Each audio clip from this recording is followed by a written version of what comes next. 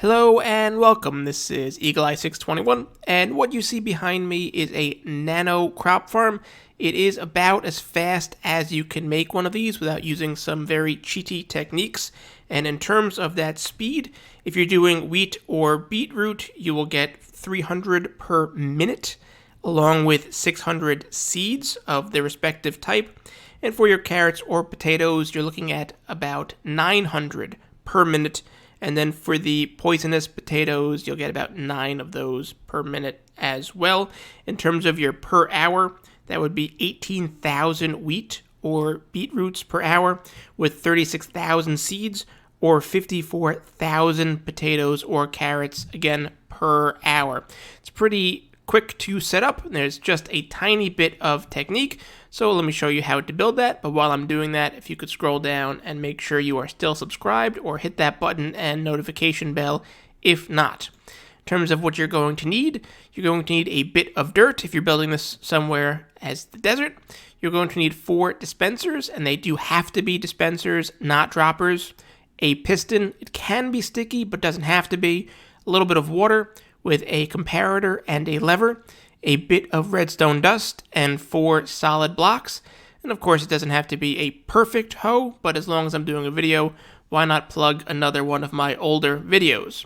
So this is where we're going to build it, and that's where we're putting the dirt. That means that behind that dirt, we're going to have some of this water, and then we're going to have our first dispenser facing in, and then facing in again, and facing in again, and as you may guess, facing in again. Now we're going to put some of these solid blocks down to help us figure out where we're going to put some power, and then a temporary block right here in order to add a piston, just like this. And then we can also, to make this a little bit easier, we're going to put some extra blocks just like this, and also like this. Now we can set up our comparator clock. So come out a couple of blocks just to have no update issues, and start making our redstone dust go all the way around. I know I'm using the redstone dust, but you turn it off when it's done, and it's not on for very long, so it's not that big of a deal. And then we're going to need to make sure that we come around like this, so that we can put our lever here to make a comparator clock. And to do that, we need to put this into subtract mode, like this. So now when you turn this on, you will hear the clicking and you will see the piston firing rapidly. And believe it or not, we're actually all done already. So all you need to do is put your bone meal into your dispensers, like this, and like this. Now, this does not have an easy way to refill. You can put hoppers on the side, but because you're using a comparator clock like this, a single hopper isn't enough to refill it as fast as it's being taken away. So it will extend your short AFK sessions just a little bit, but if you want to do a longer AFK session, look at my other one, which is a little bit slower, but does allow for a full reload. And then in order to actually get the crops, let's put these away.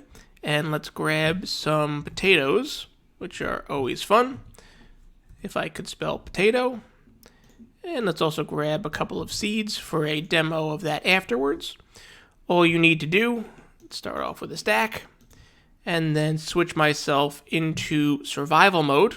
Now, the way in which this farm works from a technical perspective is, as you see the piston shooting back and forth, and of course you need to turn that into some farmland before it'll let you plow anything, is when the piston is off and closed, then that square in there becomes dark, and a crop in darkness will pop off automatically, and as it shoots open, the light is allowed through.